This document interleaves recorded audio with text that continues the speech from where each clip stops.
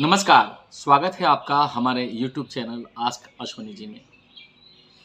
जैसे कि मैंने आपको रिक्वेस्ट किया था कि यदि आप चाहते हैं कि किसी टॉपिक के ऊपर मैं वीडियो बनाऊं, तो आप मुझे अपने सजेशंस दे सकते हैं। और मुझे बेहद खुशी हो रही है आपको ये बताते हुए कि आप में से काफ़ी लोगों ने मुझे सजेशंस दिए। पर बड़े आश्चर्य की बात है कि कुछ ऐसे मुद्दे और ऐसे सवाल लोगों ने मुझे पूछे हैं। फॉर एन एग्ज़ाम्पल, क्या जादू टोना होता है? क्या एक हकीकत है? क्या किसी को वश में किया जा सकता है? किसी को आकर्षित कैसे करें? क्या वाकई में परमात्मा का अस्तित्व है? अगर है तो उसका क्या प्रमाण है? इस तरह के सवाल मुझे लोगों ने पूछे हैं। तो मैं एक-एक करके ये सारे जो सवाल है उस पर मैं वीडियो बनाऊँगा। लेकिन आज सबसे पहले जो मैं वीडियो बनाऊँगा वो ये है कि क्या वाकई में परमात्मा का अस्तित्व है? और अगर है तो उसका क्या प्रमाण है? जब मुझे कोई ऐसा सवाल पूछता है ना, तो मुझे एक ऐसा ख़्याल आता है कि जो ये इंसान ये सवाल पूछता है, उसकी स्थिति बिल्कुल ऐसी होती है कि किसी एक अनाथ आश्रम में पला-बड़ा बच्चा, जिसके अपने माँ-बाप नहीं हैं, न उन्होंने अपने माता-पिता को कभी देखा है, तो ये बात नहीं मानता है, क्योंकि उन्होंने अपने माता-पिता को देखा नहीं है। औरों के तो माता-पिता हैं, तो उन्हें यकीन ही नहीं है कि उनके माता-पिता है भी, और अगर है तो कहाँ है। ठीक उसी तरह हमारी स्थिति होती है जब हम परमात्मा के अस्तित्व को नहीं समझते या नकारते हैं। एक बात समझ लीजिए कि where there is a creation there is a creator. कोई भी आप पूरी सृष्टि में कहीं पर भी कुछ सर्जन देखते हैं। सर्जन है तो सर्जनहार भी है, क्रिएशन है तो क्रिएटर भी है। और सवाल ये है कि इतनी बड़ी सृष्टि आप देखो चलती है, पूरा ब्रह्मांड है, इतने सारे ग्रह हैं, सूर्य के इर्द गिर्द पृथ्वी 365 दिन में एक चक्कर पूरा करती है, और उसमें कभी भी आप समझिए कि जरा सी भी उनकी जो गति है उसमें हेर फेर नहीं होता है। और जरा सा भी हेर फेर हो जाए तो प्रलय आ सकता है। तो कोई तो इंटेलिजेंस है जो पूरे ब्रह्मांड के नियमन में काम करती है। तो ये जो इंटेलिजेंस है, तो इंटेलिजेंस का सोर्स भी तो होगा ना।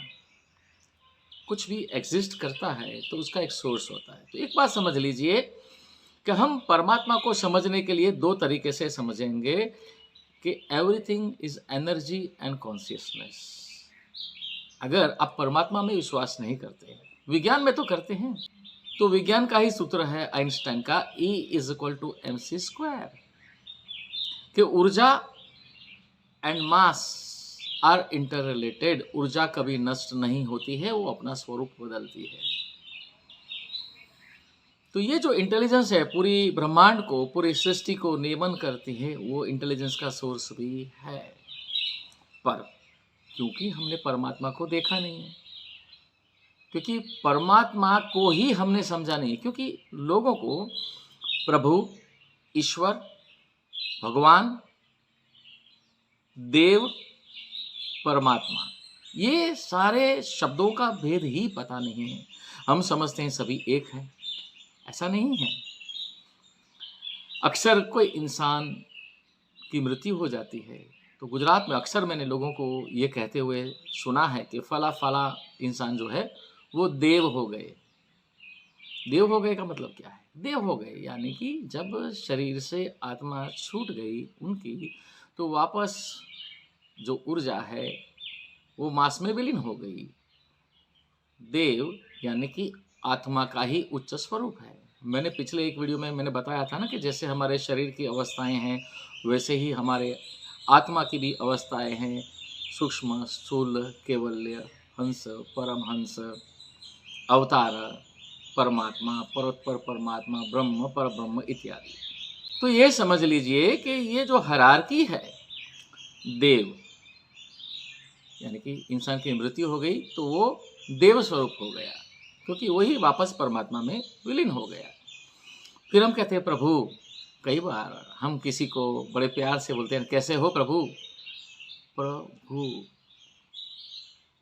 भू का मतलब क्या है? धरती। प्रभु मतलब जो इस धरती पर है, लेकिन जो उच्च स्तर की आत्मा है, जो देवत्व ईश्वरत्व प्राप्त कर चुकी है, हम कहेंगे कैसे हो प्रभु। इसलिए हम श्री राम को भगवान भी कहते हैं और प्रभु राम भी कहते हैं, क्योंकि प्रभु राम धरती पर थे, पृथ्वी पर अवतरित हुए थे। हम भगवान शंकर भी कहते हैं और महादेव भी कहते हैं, क्योंकि देवों के देव महादेव। ये सारे कंसेप्ट को समझिए। देव, प्रभु, ईश्वर। ईश्वर किसे कहते हैं? आपने कभी ईश्वर राम नहीं सुना होगा, ईश्वर कृष्ण नहीं सुना होगा। हम भगवान कृष्ण, प्रभु कृष्ण बोलते हैं। तो ईश्वर का मतलब क्या है? ईश्वर का मतलब है कि ईश्वर जिसका कोई अंत नहीं है। भगवान कृष्ण भी एक अवतार थे, इसलिए उनके साथ में ईश्वर शब्द कभी हमने नहीं जोड़ा है, क्योंकि वो एम्बॉडीड फॉर्म में थे, शरीर में थे। उनका शरीर जो है वो स्थूल रूप में था, और इसीलिए भगवान कृष्ण ने अर्जुन को महाभारत के युद्ध में अपना वो विराट स्वरूप दिखाया, असली स्वरूप दिखाया। क्योंकि अर्जुन केवल जब तक उसे शरीर के रूप में ही देख रहा था, तब वो भगवान कृष्ण के द्वारा दिए गए गीतोपदेश के तात्पर्य को नहीं समझ रहा था, और इसलिए भगवान कृष्ण ने उसे अपना विराट स्वरूप दिखाया। तो भगवान किसे कहते हैं? भगवान जिसने अपनी सारी इंद्रियों पे वश कर लिया हो, जो इस संसार रूपी माया में होते हुए भी माया से अलिप्त हो गया है, उसे ईश्वर कहते हैं। और परमात्मा तो सर्वोच्च पद है, उसके ऊपर भी परत पर परमात्मा, ब्रह्म पर ब्रह्म। लेकिन इस लेवल तक की बात हम इस वीडियो में नहीं करेंगे, क्योंकि अगर मैं ये सब बातें करूंगा तो ये वीडियो कम से कम 1.5 से 2 घंटे का हो जाएगा। संक्षिप्त में मैं आपको ये तात्पर्य समझाने वाला हूँ। तो सवाल है कि परमात्मा का अस्तित्व समझना और उसके प्रमाण को समझना। पहली बात तो यह है कि where there is a creation there is a creator. तो कोई इंटेलिजेंस तो है। फॉर एन एग्जाम्पल, मैं आपको एक पानी का गिलास देता हूं जिसमें समुद्र का पानी भरा हुआ है, और अगर मैं आपको कहूं कि आप इसे समुद्र के जो पानी को, जो कि खारा होता है, इसको बिल्कुल अमृत के समान मीठा करके दे दीजिए, शायद आप कर सकते हैं। हो सकता है आपको बहुत सारे प्रयोग करने के लिए इक्विपमेंट्स की जरूरत पड़े, आपको वो प्रोसेस भी पता होना चाहिए, लेकिन इसके ऊपर आपको प्रयास करना पड़ेगा। अब जरा सोचिए कि ज़्यादातर नारियल के पेड़ समंदर के किनारे होते हैं, और वो समंदर के जो किनारे जो नारियल के पेड़ हैं, वो धरती में से ही समंदर का खारा पानी लेके आपको कितने फीट ऊंचाई पर जो नारियल का फल लगा हुआ है, उसमें उसी समंदर के खारे पानी को एकदम अमृत के समान मीठा करके, प्यूरिफाई करके देता है। तो ये क्या किसी इंटेलिजेंस के बिना हुआ?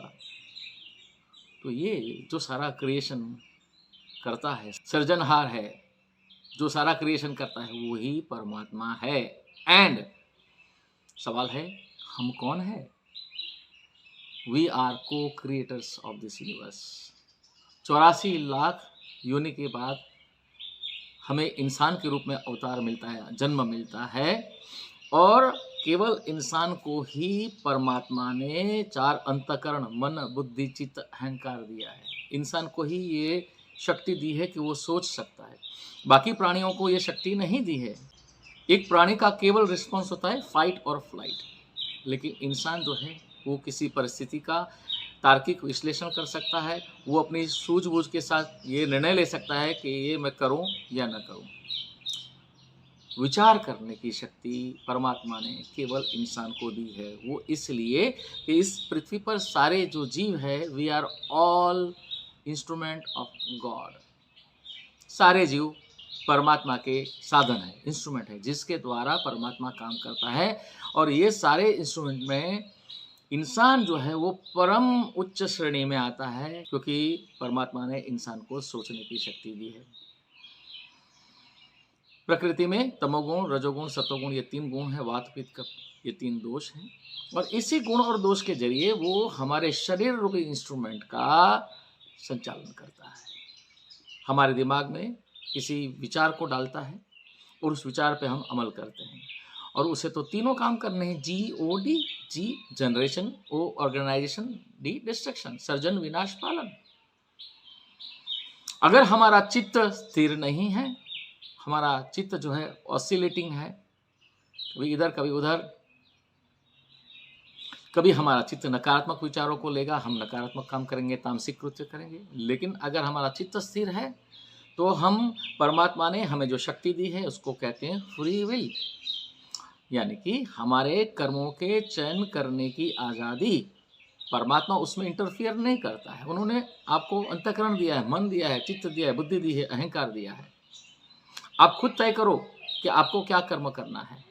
इसलिए भगवान कृष्ण ने अर्जुन को गीता में कहा है कि जो इंसान मुझ में अपने चित्त को स्थिर रख के कर्म करता है उसको पाप और पुण्य का बाध लागू नहीं होता है।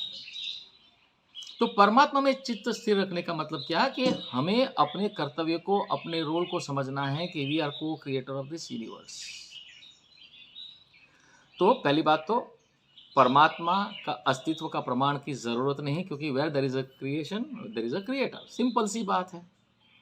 और क्रिएशन है तो इंटेलिजेंस है।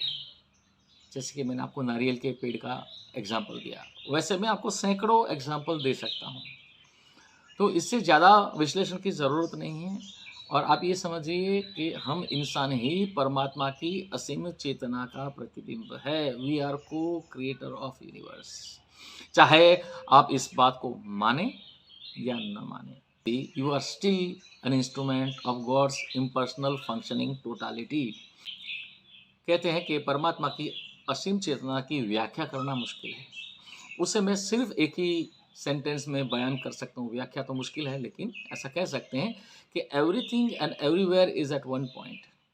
Everything and everywhere is at one point and that one point is everything and everywhere. थोड़ा कठिन है समझने में, कोशिश करोगे समझ जाओगे। फिर से एक बार बोलता हूँ, ध्यान से सुनिएगा। Everything and everywhere is at one point and that one point is everything and everywhere.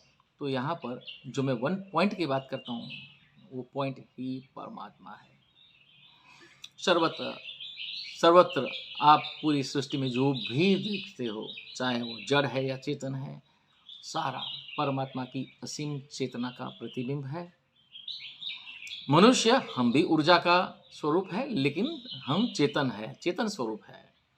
हमारे सामने कोई निर्जीव पदार्थ है, वो अचेतन है, लेकिन उसमें भी परमात्मा का स्वरूप है। इसीलिए कहते हैं कि कण कण में परमात्मा है, आत्मा सो परमात्मा है। तो मेरे ख्याल से इससे ज़्यादा बेहतर तरीके से परमात्मा के अस्तित्व को समझाना बेवकूफ़ी होगी। परमात्मा की व्याख्या नहीं की जा सकती है।